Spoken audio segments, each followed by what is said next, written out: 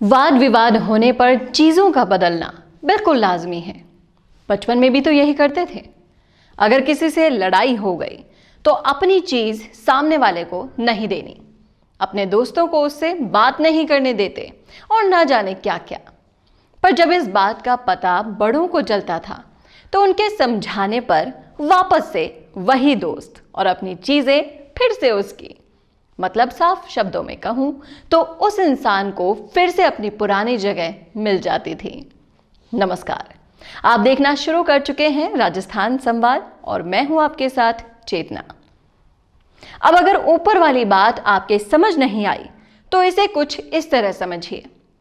राजस्थान की राजनीति अभी पिछले कुछ समय से पूरे प्रदेश समेत देश की नजरों में बनी थी और उसका कारण राजस्थान का बच्चा बच्चा जानता है।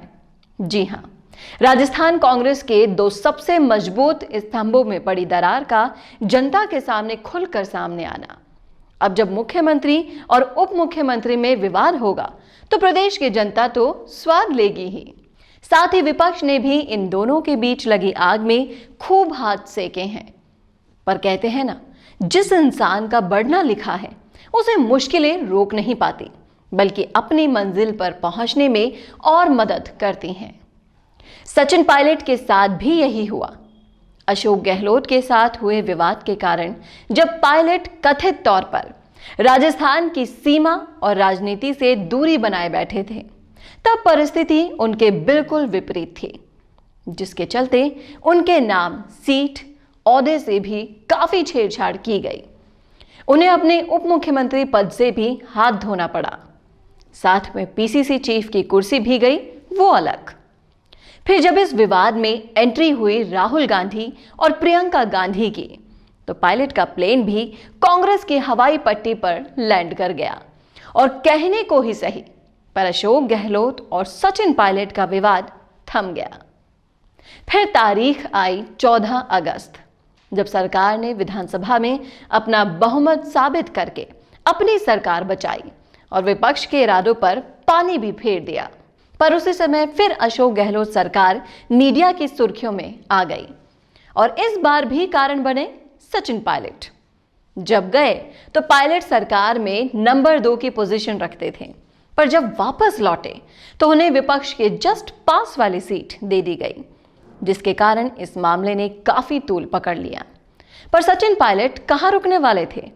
इस मुद्दे पर वो खुलकर सामने आए और एक बार फिर से अपने बयान से प्रदेश की जनता के दिल में घर कर गए।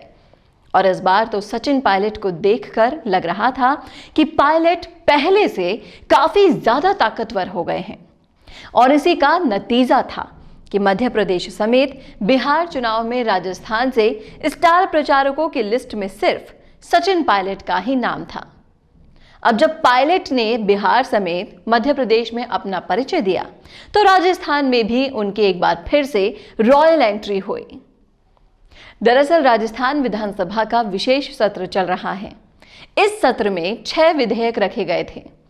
फिर 11 बजे जब विधानसभा शुरू हुई तो इस सत्र में पूर्व डिप्टी सीएम सचिन पायलट को आगे की सीट दी गई।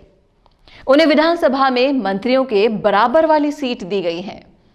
इस सत्र में सचिन पायलट परिवहन मंत्री प्रताप सिंह खाचरियावास की बगल की सीट पर बैठे थे।